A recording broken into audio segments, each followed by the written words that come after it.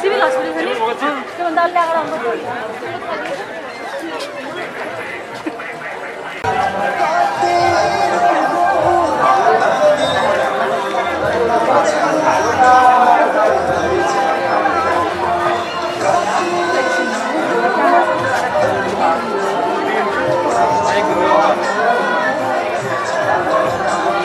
दादाहरूको सम्मान राख्छु। राधा माधव भगवानको हुनुहुन्छ दौला खेल ललितपुरबाट उहाँले 5555 अर्पण गर्नुभएको छ। सम्मान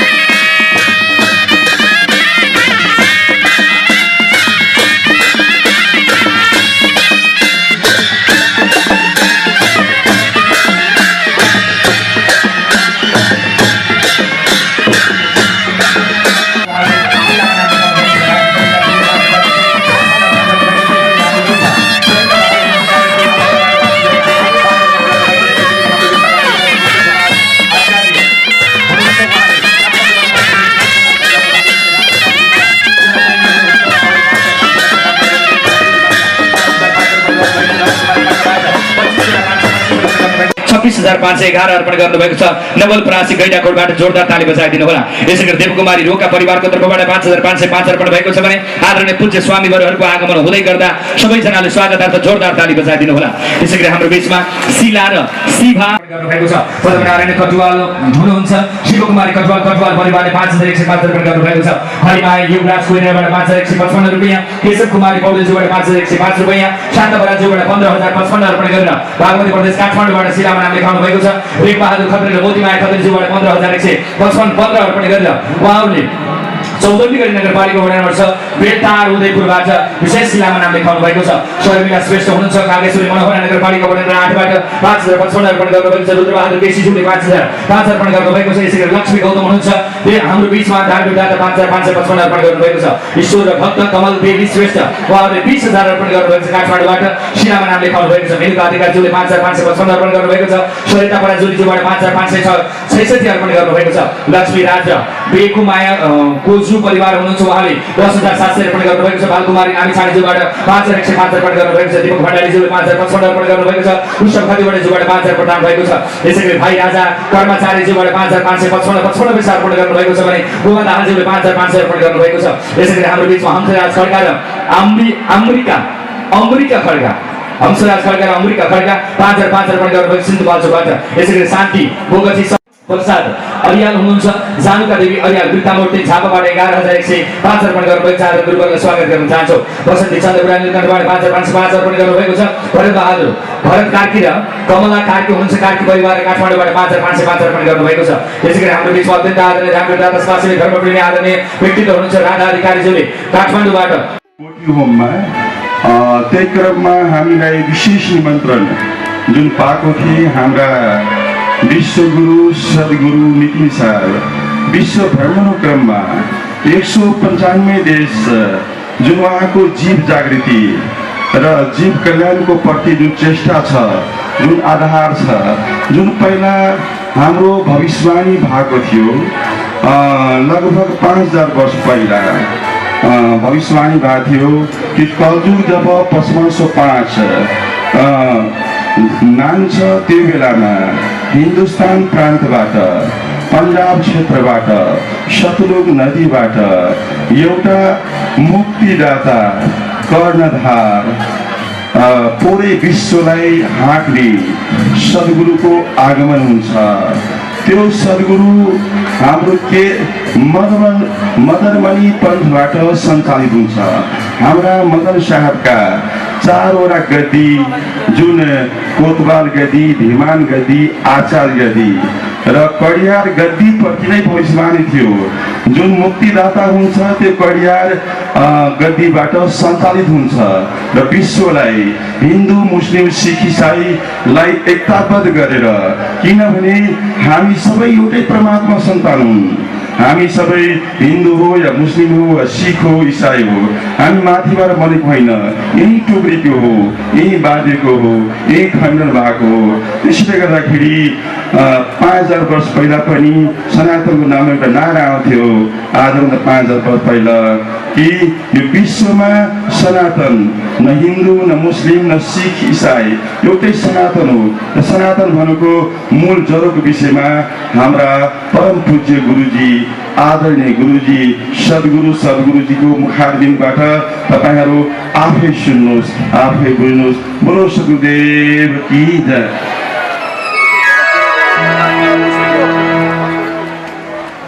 सारे की सतनाम।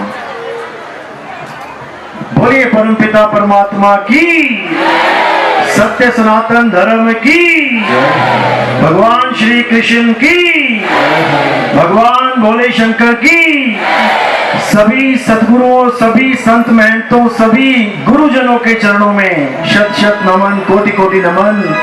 बोलिए नेपाल राष्ट्र की। तो आज राधे राधे। आज नेपाल राष्ट्र में हमारा आगमन हुआ है। बहुत बड़े भाग हैं उन जीवों के जो आज मूल ज्ञान को सुन पाएंगे और उसको थोड़ा सा भी समझ पाएंगे,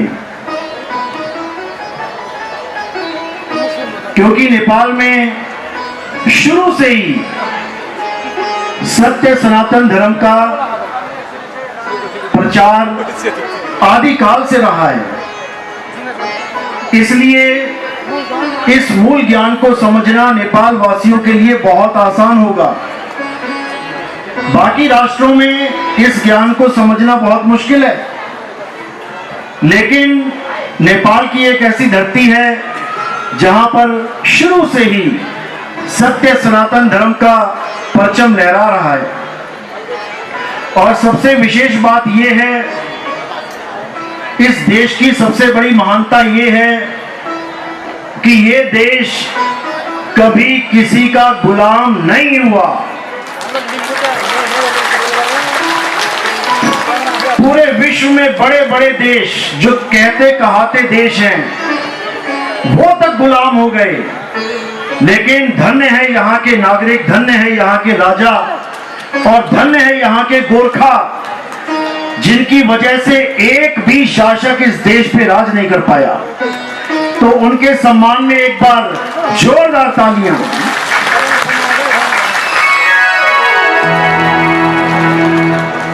तो आज नेपाल की पावन धरती में मूल ज्ञान का प्रचार होने जा रहा है। सबसे पहले तो मैं अपने बारे में बता दूं, मेरा नाम नितिन दास है। वैसे तो मैं सतगुरु कबीर साहब का अनुयायी हूं, लेकिन जो हमारा धर्म है सत्य सनातन धर्म, मैं उसका ही प्रचार करता हूं। क्योंकि इस दुनिया में अगर कोई धर्म है तो वो केवल एक है, वो है सत्य सनातन धर्म। इसके अलावा जितने भी आपको दिखाई दे रहे हैं, ये सब संप्रदाय हैं, ये पंथ हैं, इनमें से धर्म और कोई नहीं है। लेकिन हमें सत्य सनातन धर्म को गहराई से समझने की जरूरत है कि आखिर सत्य सनातन धर्म है क्या, ये कब से शुरू हुआ, किसने इसकी स्थापना करी। आप बाकी धर्मों को देखोगे जो तथाकथित धर्म है, मैं धर्म नहीं मानता उनको, जितने भी पंथ, जितने भी संप्रदाय चल रहे हैं, वो सब किसी ना किसी व्यक्ति विशेष के बाद चले हैं। जैसे ईसाई धर्म ईसा मसीह के आने के बाद चला है। ईसा मसीह ना आते तो क्या ईसाई धर्म होता? नहीं होता। सिख धर्म गुरुओं के आने के बाद चला है। अगर गुरु ना आते, गुरु नानक देव ना आते, तो वो भी ना चल पाता। जैन धर्म, अगर महावीर जैन ना आते तो कोई जैन धर्म का नामो निशान ना होता। बुद्ध धर्म, अगर महात्मा बुद्ध ना आते तो इस धर्म का नामो निशान ना होता। लेकिन सत्य सनातन धर्म ऐसा धर्म है, अगर ये दुनिया भी ना होती तब भी सत्य सनातन धर्म था, है और रहेगा, क्योंकि ये धर्म किसी इंसान का चलाया धर्म नहीं है। ये धर्म स्वयं परम पिता परमात्मा का यथार्थ स्वरूप है। वो स्वयं सनातन है। परमात्मा ही सनातन है। परमात्मा के अलावा कोई सनातन है ही नहीं। इसीलिए हम कभी भी सत्य सनातन धर्म का आदि और अंत नहीं जान सकते, कभी नहीं जान सकते। कोई कितना ही जोर लगा ले, आखिर किसने चलाया ये कोई पता नहीं कर सकता। क्यों? क्योंकि इसका कोई आदि और अंत है ही नहीं। क्या है परिभाषा सनातन धर्म की? गीता अध्याय 2 24वें श्लोक में इसकी भरपूर जानकारी है। क्या कहते हैं? हे अर्जुन, ये आत्मा अजर अमर अविनाशी है। ये आत्मा हर जगह विराजमान है, सर्वव्यापी है। ये आत्मा अचल है, स्थिर है। ये कभी चलती नहीं है। ये कभी एक स्थान से दूसरे स्थान पे नहीं जाती। ये आत्मा पुरातन है। ये आत्मा ही सत्य सनातन है। और जो लोग आत्म ज्ञान को प्राप्त कर लेते हैं वही सत्य सनातनी कहलाते हैं। तो इस दुनिया में दो प्रकार के ज्ञान हैं। एक पवित्र ज्ञान है, एक मूल ज्ञान है। पवित्र ज्ञान में जितने भी प्रकार के धर्म पंथ संप्रदाय चलते आ रहे हैं और चल रहे हैं, उन सबके ज्ञान को पवित्र ज्ञान बोला जाता है। क्यों बोला जाता है पवित्र ज्ञान? क्योंकि उस ज्ञान में जाने पर भी आप एक पवित्र आत्मा कहलाते हो। आप महात्मा बुद्ध के पंथ में चले गए, आप मुस्लिम पंथ में चले गए, आप सिख में चले गए, ईसाई में चले गए, आप भगवान भगवान, अल्लाह अल्लाह, वाहिगुरु वाहिगुरु, गॉड गॉड कर रहे हो। इसका मतलब आप एक धार्मिक आदमी हो, यानी आप एक पवित्र आत्मा हो। आप नशे नहीं कर रहे, आप जुआ नहीं खेल रहे, आप संघार नहीं कर रहे, नरसंहार नहीं कर रहे, झगड़ा नहीं कर रहे। कम से कम आप मंदिर मस्जिद गुरुद्वारे में जा रहे हो, भगवान को किसी भी रूप में याद कर रहे हो, तो आप एक पवित्र आत्मा हो। लेकिन अगर आपको आत्म ज्ञान नहीं है तो आपका जन्म सफल नहीं हो सकता। आपका जन्म पूजा पाठ में तो निकल जाएगा, आपका जन्म मंदिर मस्जिद गुरुद्वारे में जाके तो निकल जाएगा, लेकिन अगर आपको आत्मा का ज्ञान प्राप्त नहीं हुआ तो आपका जन्म मरण का बंधन कभी खत्म नहीं होगा। आप बार बार किसी ना किसी मां के गर्भ में जाते जाओगे और बार बार इस संसार में आते जाओगे। अब इस जन्म मरण के बंधन को खत्म करने के लिए गीता में श्री कृष्ण ने क्या ज्ञान दिया? केवल उसको समझने की जरूरत है। क्या कहते हैं कृष्ण जी? हे अर्जुन, ये मानुष जन्म बहुत अनमोल है। 1,84,000 भुगतने के बाद, 84 लाख योनियों में भ्रमण करने के बाद, एक बार, केवल एक बार के लिए ये इंसान चोला मिलता है, ये मनुष्य का जन्म मिलता है। और इस जन्म का लक्ष्य क्या है? केवल आत्म ज्ञान प्राप्त करना, केवल आत्म ज्ञान प्राप्त करना। ठीक है, हम जिस भी घर में पैदा हुए, हम जिस भी धर्म में पैदा हुए, हमारे माता पिता ने हमें उस धर्म से जोड़ दिया। किसी ने हमें मंदिर से जोड़ दिया, किसी ने मस्जिद से, किसी ने गुरुद्वारे, किसी ने चर्च से। लेकिन हमारे जीवन का मूल उद्देश्य आत्मा को प्राप्त करना है। उस आत्मा को जिसकी वजह से हम खा रहे हैं, पी रहे हैं, चल रहे हैं, बोल रहे हैं। हिंदू मंदिर तक जा पा रहा है, मुसलमान मस्जिद तक जा पा रहा है, ईसाई चर्च तक जा पा रहा है, सिख गुरुद्वारे तक जा पा रहा है। किसकी वजह से? इस आत्मा की वजह से। लेकिन इसी आत्मा का किसी को बोध नहीं है कि आखिर ये आत्मा है क्या। तो इसीलिए कृष्ण जी ने अर्जुन जी को बहुत बार समझाया कि हे अर्जुन, तू और मैं ये शरीर नहीं है, तू और मैं आत्मा है। ये शरीर तो हमारी आत्मा के कपड़े हैं। पता नहीं कितने शरीर मैंने और तूने पहनकर उतार डाले। कितनी बार हम इस मिट्टी से आए और इस मिट्टी में ही समा गए। लेकिन हमारा ना तो कभी जन्म हुआ, ना ही कभी मृत्यु। तो जन्म और मृत्यु किसका होता है? शरीर का, शरीर का। ये जितने भी शरीर बैठे हैं, जितने भी शरीर आपको इस दुनिया में दिखाई दे रहे हैं, ये सब एक दिन पैदा हुए थे और एक ना एक दिन खत्म हो जाएंगे। लेकिन इस शरीर को चलाने वाली आत्मा ना तो कभी पैदा हुई और ना ही उसका कभी नाश होगा।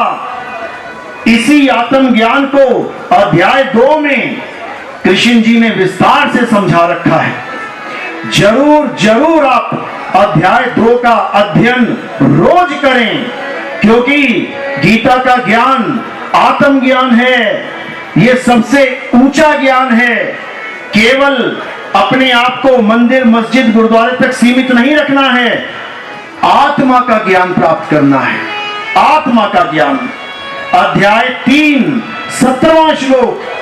हे अर्जुन, जो लोग अपनी आत्मा में भ्रमण करते हैं, जो अपनी आत्मा में संतुष्ट हैं, जो अपनी आत्मा में तृप्त हैं, उनके लिए कोई धार्मिक कर्म कर्तव्य लागू ही नहीं रह जाता। केवल आत्म ज्ञान प्राप्त हो जाने पर ही परमात्मा की प्राप्ति होती है, क्योंकि परमात्मा हमारी आत्मा में विराजमान है।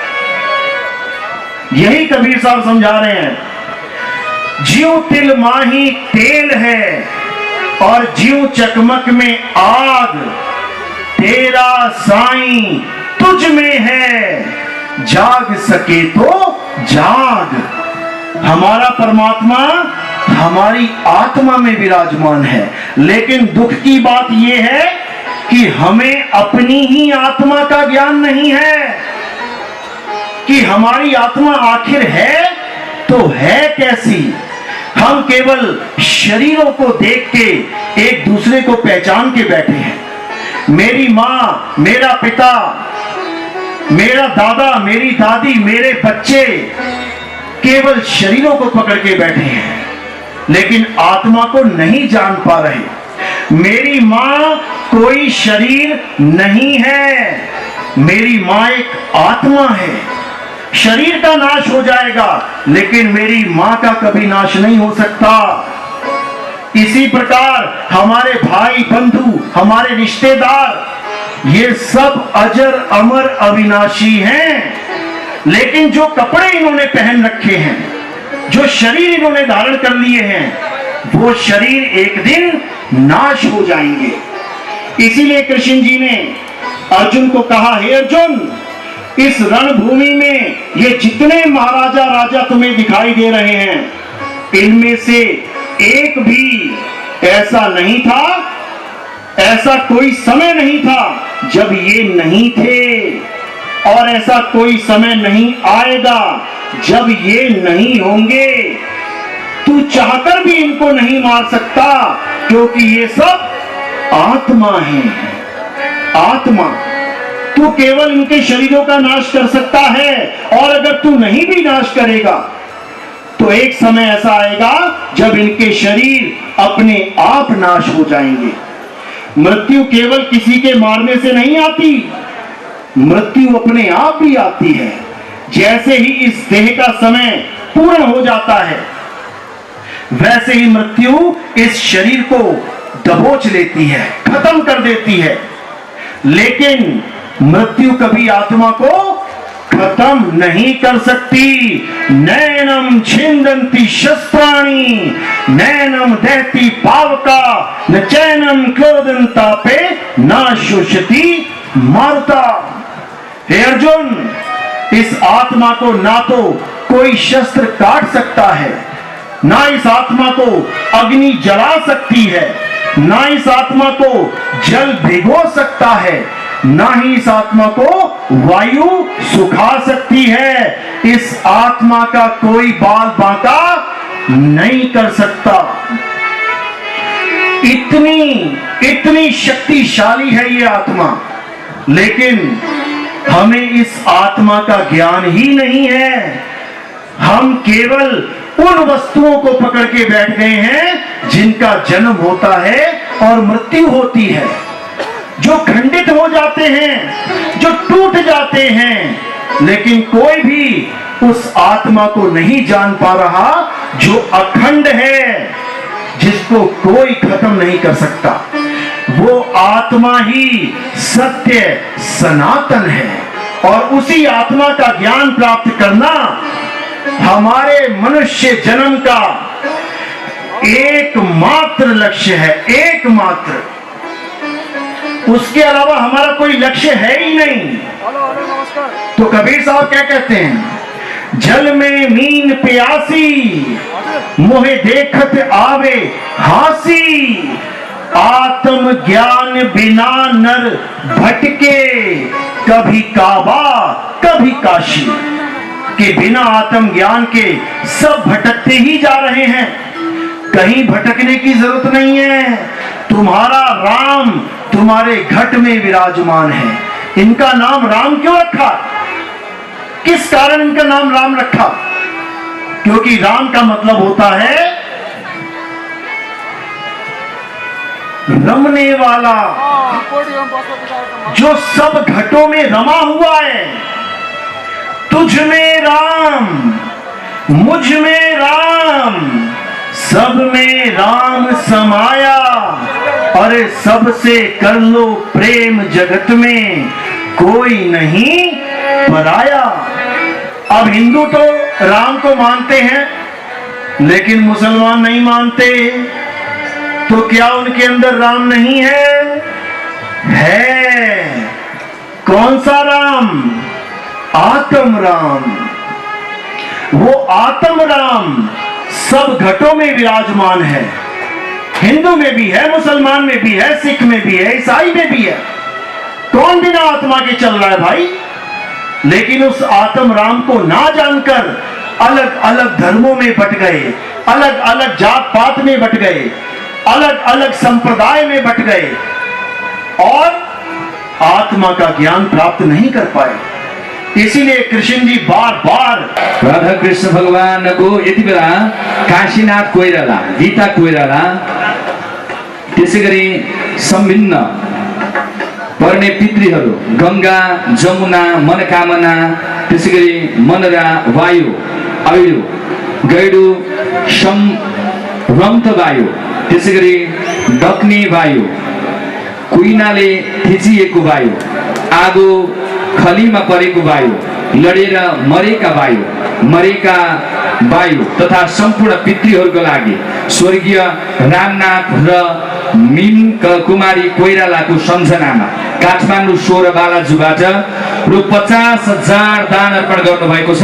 जोरदार ताली बजाइदिनु होला। जय होस्, कल्याण होस्, मङ्गल होस्, शुभ होस्। त्यसैगरी कमलेश्वरी काजी आश्रममा आश्रित छोरीको घर ज्येष्ठ नागरिक आश्रम, जहाँ आश्रममै बस्नुहुन्छ अत्यन्त कमलेश्वरी काजी माताज्यूले स्वर्गीय बुबा भवानी दास, त्यसैगरी माता मथुरा दास पितृको गोलकवासको कामना गर्दै 15,555 अर्पण गरेर शिलामा नाम लेखाउनु भएको छ। जोरदार ताली बजाउनु। आश्रममा बस्ने आमाले पनि दान गर्नुभयो। ल हेर्नुहोस्, हाम्रो आश्रममा रहनुहुने विशेष सम्मान छ। यति बेला अन्तर्राष्ट्रिय योग गुरु तथा कैवल्य फाउन्डेसन नेपालका अध्यक्ष श्री देवमणि बस्याल गुरुदेवलाई यो कदर पत्र ग्रहणका निम्ति म अग्रभागमा हार्दिक आमन्त्रण गर्न चाहन्छु। सदै गुरुदेव कृपया कदर पत्र ग्रहणका निम्ति पाल्दिनु होला। बोल भक्तवत्सल भगवानको, राधा कृष्ण भगवानको, लक्ष्मी देवी देउबा सुदूरपश्चिम प्रदेश कञ्चनपुर भीमदत्त नगरपालिका वडा नम्बर 6 बाट 5,505 प्रदान गर्नुभएको छ। जोरदार तालिका साथमा सम्मान ग्रहण गर्न मञ्चमा आइदिनु होला। बोल भक्तवत्सल भगवानको, राधा कृष्ण भगवानको। ल अब हामी कथा प्रारम्भको समय प्रारम्भ हुँदैछ। तसर्थ हामीले अग्रभाग यो कार्यक्रमलाई छुट्याउँ कि? बोलो राधा कृष्ण भगवानको, भागवत भगवानको। विशेष सम्मान समादरणीय भक्त भागवतहरू, मानव सेवा फाउन्डेसनको आयोजना र विश्व इतिहासमा एउटा ऐतिहासिक, अलौकिक, अद्वितीय, अविस्मरणीय अनुष्ठान श्री पशुपति कोटी होम 108 श्रीमद् भागवत विश्व कल्याण मासिक ज्ञान महायज्ञ अत्यन्तै दिव्य ढङ्गबाट प्रारम्भ भइरहेको छ।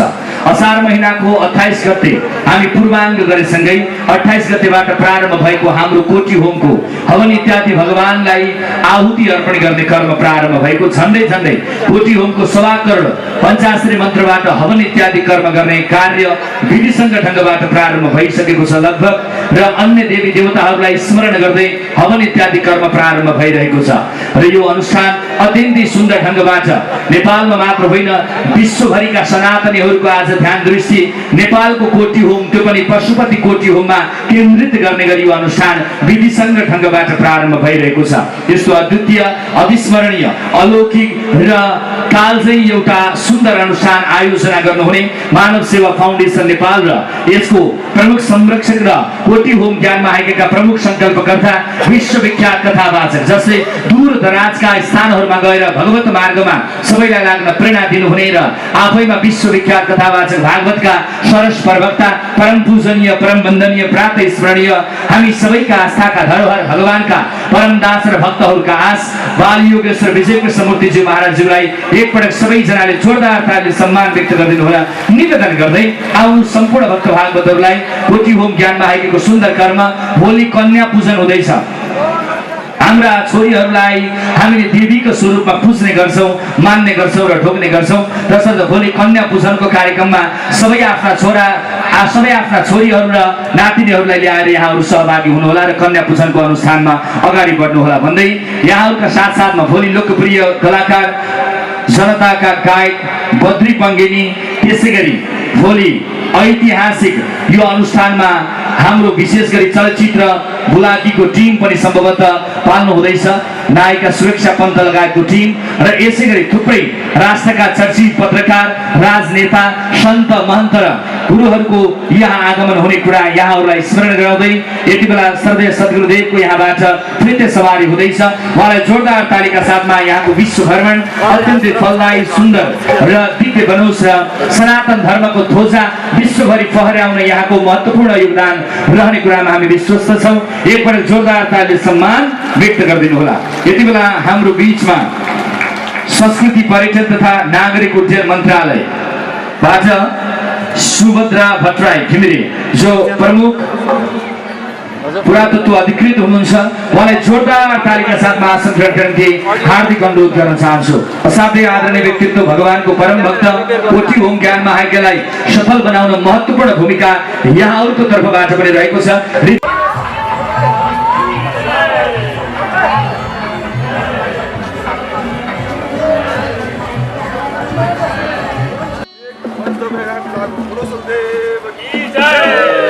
सनातन